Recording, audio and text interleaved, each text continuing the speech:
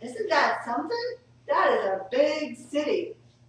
And he had lots of money, and he was very powerful. And in fact, he was so powerful that a lot of the times he would go to other cities and he would conquer them. And then they would become his part of his kingdom. So that's what he would do. So King Nebuchadnezzar, he decided that he was going to go to Israel, and he wanted to go to the city of Jerusalem. Now we know that in Jerusalem is where God's people live. But God's people had become very bad. They had started worshiping idols. And you all know what idols are, right? I don't know what idols are. An idol is a statue. It's a statue? Yes. We don't pray to statues, do we? Because statues can't hear you. Statues can't see you. And so that's what they did, though. We can see them. No, we can see them, but they can't see us. But we can't. And statues can't answer prayers either. Because they can't talk. That's right. And so the Hebrews began to, or the Israelites, whatever you want to call them, God's people, they started worshiping idols. I wanna call that is bad people. Yes, they were bad people. Well, God decided that because they had turned away from him and they weren't praying to him no more, they weren't worshiping him, that he was going to punish them.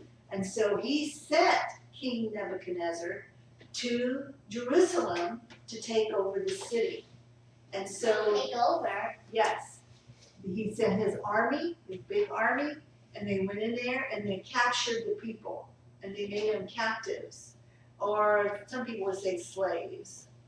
And so some of the people that they took from the city were young boys, were like teenage boys. I think you allowed me to take them. No, I didn't. I already showed you that one.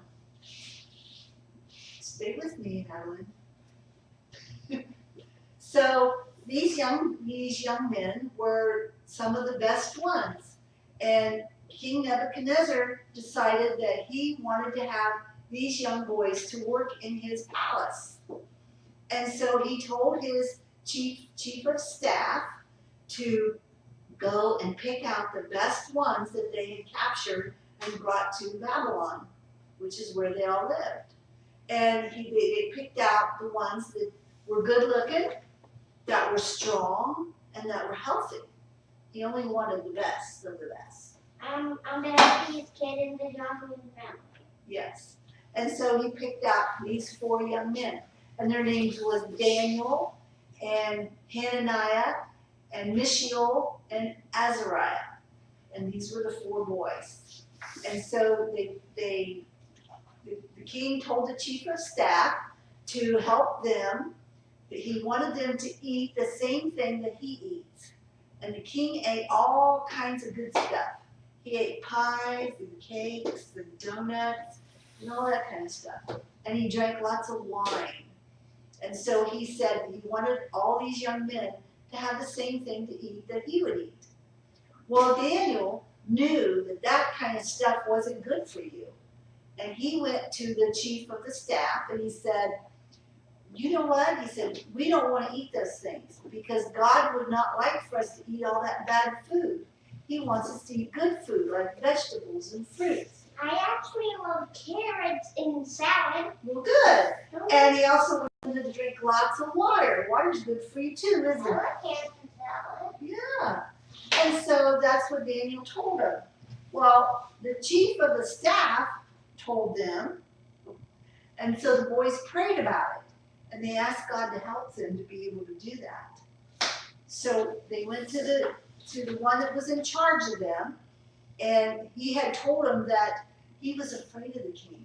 And he was afraid that the king would cut his head off if he didn't take care of the boys. And if he didn't feed them right. And he thought that if he fed them what the king gave them, then that would be the good stuff.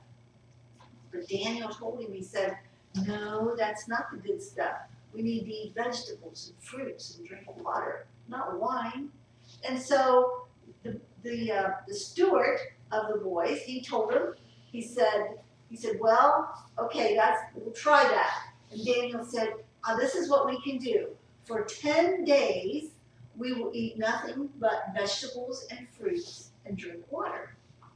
And if after the 10 days, we don't look as good as the other boys, whatever they're eating, then we'll stop eating the good stuff and we'll eat the stuff that the king wanted us to eat. So for 10 days, the steward brought them only vegetables and fruits and water. And after the 10 days, he looked at them and he saw that they were healthier looking than the other boys who had been drinking the wine and eating all the cakes. And so he said, all right, this is what we'll do. He said, from now on, you can just have fruits and vegetables. Now the king wanted the boys trained for 3 years to work in the palace. So for 3 years, they were taught all kinds of things. They were taught the language of Babylon, the city they lived in. They were taught about the history. They learned about the science. They learned everything that they could learn. And the best part was that God was helping them. He was helping them to remember all the things that they were taught. So at the end of the 3 years, all the boys was brought before the king. And the king interviewed each one of them. He talked to each one of the boys and he asked them lots of hard questions. And he found out that Daniel and his 3 friends was the only ones who was really smart. And they were healthy looking, and they didn't have any blemishes on them, they didn't have any marks, and they could answer all the questions.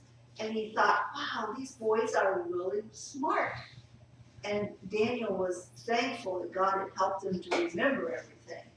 And so he put them to work in his palace. And he told them, he said, here they are. He said to the boys, he asked them sometimes advice about things, how to do things. And then he would ask he had magicians. You know what a magician is?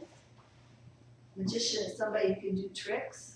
Make Magic things. tricks? Yes. I actually met one at Stacey's Pizza. Did you? Yeah. Well, I actually had one ball and he had one. He just put a wand through his hand and abracadabra.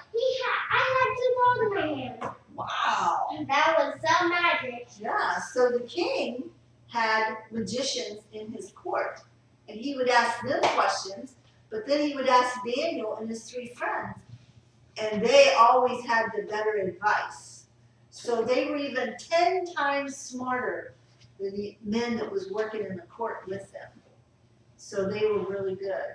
Now, the thing I want you to get from this story is that even though all the other boys was eating the cakes and drinking the wine, Daniel and his friends, they did something different.